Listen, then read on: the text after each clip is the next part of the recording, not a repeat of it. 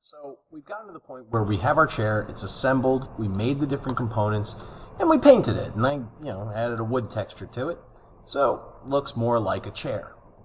We still need to complete these corner pieces. So, to make life easy, we are going to familiarize ourselves with this tape measure tool. To do this, I am going to start off by clicking this corner point, and from the front of the chair, I'm going to pick, let's say there's a 2-inch gap. I'm going to start moving it in the green direction. I guess you can't see it, but it's doing it now. I'm going to say 2 inches. I now have a point designating 2 inches. Now what I need to do, I need to use a different measurement tool. I'm going to go from tape measure to protractor. From this reference point, I'm going to click, and now I'm going to angle up towards that corner. I now rotate, and you'll see at the bottom right hand of the screen it's saying angle. I'm going to pick a 45-degree angle, just like a 45-degree mitered cut. I press enter, and it now has a guide. So, let's use that guide and follow along. There we go. Boom. Now that we've got our 45-degree angle, we can set up the other portion. So from this midpoint, I'm going to go, let's see, perpendicular to plane. That's fine. You know what? Let's be sure. We get our protractor. Great. From the midpoint, I'm going to go to the end point, and then I'm going to click, and I want a 90-degree angle. Enter. Great. Now, I'm going to use the tape measure, and I'm going to measure 3.5 inches, the width of a 2x4. Great. Now, using my line tool, super easy. I'm going to connect to here, I'm going to connect to here, I'm going to connect to here, and we almost look good. Turns out, yeah, that's too far from the center. So, what are we going to do? We got to chop this up. So I'm going to slide this over 1 inch. So what I can do is now we're going to use what's called the offset tool. So I'm going to select this left edge. See, it's blue. And now I'm going to select offset right here. It doesn't let me do it. It keeps on not letting me do it. The offset tool is cool, but only if it's useful. So here's what we're going to do. We are going to draw a horizontal line 1 inch. And now we are going to connect upwards, and we're going to connect downwards to the corner. Select all your pieces. Boom, boom, boom, and boom. And now we can use the move tool to shift this to touch. Now let's select the whole thing, and now we're going to use the move tool to slide it over until it touches. That's looking more doable. At this point, we need to add some depth. So now, what I'm going to do is get my push-pull tool, and I'm going to push this up. Let's see. The seat goes up, what is it? 1.5 inches. That is now a true depiction of what you could cut out for your object. Let's turn this into a component by triple clicking with the select tool. G, we'll say corner brace. Okay, great. Now, just like we were doing before, we go to our components, we're going to go to corner brace, and now I'm going to drop it. So we have to do something funky here. We need to rotate this piece. So instead of move, we're going to go to the rotate command. Now, I want to rotate it so that this edge, let's see, I need it to rotate. I set this up so it's flat. Really, we just need it to rotate. I'm just going to pick, it really doesn't matter, any point. I'll pick here, and now I'm going to rotate it 90 degrees. I type 90, we're good. Now I need to move. So it is, so let's see. This corner is in this corner.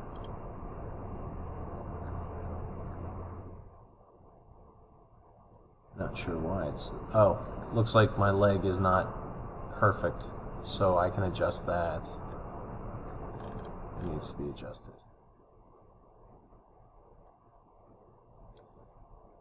Let's see. I'll do that later. For now, I'm going to copy this. I'm going to paste it. Just like that. Same idea. You're going to rotate.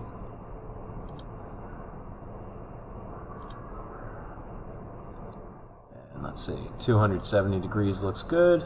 And let's do one more copy paste. I'll put it flat with this one. And now I need to rotate it. It's like 90 degrees. Okay, now we're just going to move it. Okay, from that corner. Boom. And now from this corner, select this. Rotate. No, move. Boom, and boom. We now have 4 corner braces for our part. Before I continue, I need to fix this. I'm going to do that now. Alright, so under close observation, I realized that it was 1/16 of an inch off. Don't know why. It seemed to be just fine, and I copied and reused the same parts, but that's life. So, what I'm going to do is clean this up. I have all these weird lines. I'm going to just select all of them. Delete. Here, I'll delete. I just click, delete it, click, delete it. There we go. And delete. Alright, we are looking good. Time to add some texture. So I'm going to use this tool. This is the eyedropper tool. This will allow me to grab and now paint, paint, paint, paint. Cool. So at this point, we have our chair. We have constructed those corner braces. And now we are able to start dimensioning our object. Let's see. So, critical thing that I didn't mention to do is you want to save your project and give it a good name. So, simple chair. That's a good name. It's what we call it. You click save here, and now it wouldn't be bad to identify when you save it here in your main screen. So if I go home. When we go to Trimble Connect, you can find it, Sketchup, Simple Chair. It's there. Alright, so now going into this, to finish up this video, let's add some dimensions. Now, we're going to be using this software to make models of the stuff that we're doing in class. So to do this, you can use, move my head. We have dimensions, and then we have text. So, the dimension tool is kind of similar to the tape measure, but what it's going to do is generate, I'll show you. So you click, okay, dimensions, there we go. And what you're going to do is click the first point, the second point, and now you can drop dimensions or measurements. Now, if you double click it, you can edit your dimensions. But what we can do here is use the dimensioning tool. Once again, that's here, and it looks like that. Click, and let's go. Let's see. What you want to make sure that you're doing is clicking things that are in line with each other. Because right now it says 1'6". If I click this corner, and then I click this, it says 1'6" and a 16th. And that's because the dimension is angled. You don't want angled dimensions. You want them to be nice and square. So now what I can do is here to here. Boom. That's 8. And boom. We have some nice dimensions here. Let's do the length of this piece. Length of this piece. Boop. Let's see. That does not. Oh yeah, that's correct. Good.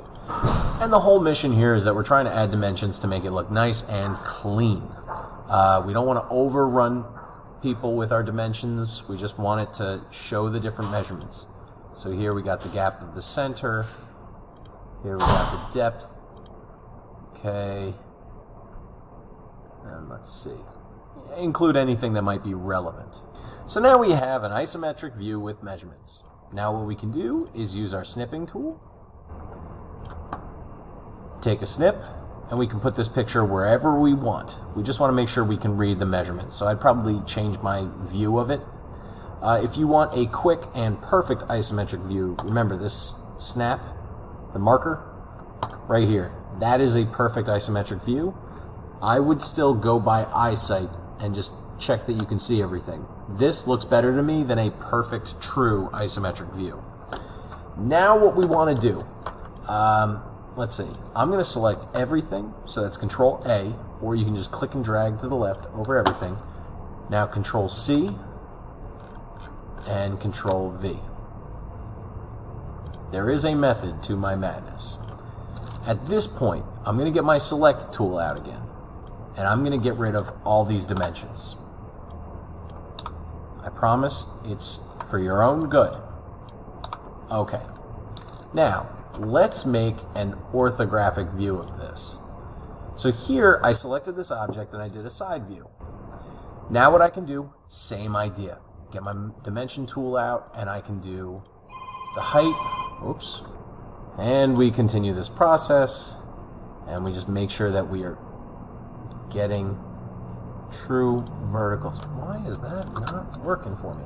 You get the idea. Add your dimensions for your side view here, and then what you could do is even get a front view going on. If you just selected this, you could just select this, move it out of the way. There we go. And then when I go to do a front view, I can do a front view. If I want to do a side view, I can do a side view. And I can post that in my document. One thing that you want to do as you're doing this is rotate your view every so often. Because here it looks pretty good. But when I rotate, you'll see one of these dimensions is actually angled. And that is not a correct dimension for my chair.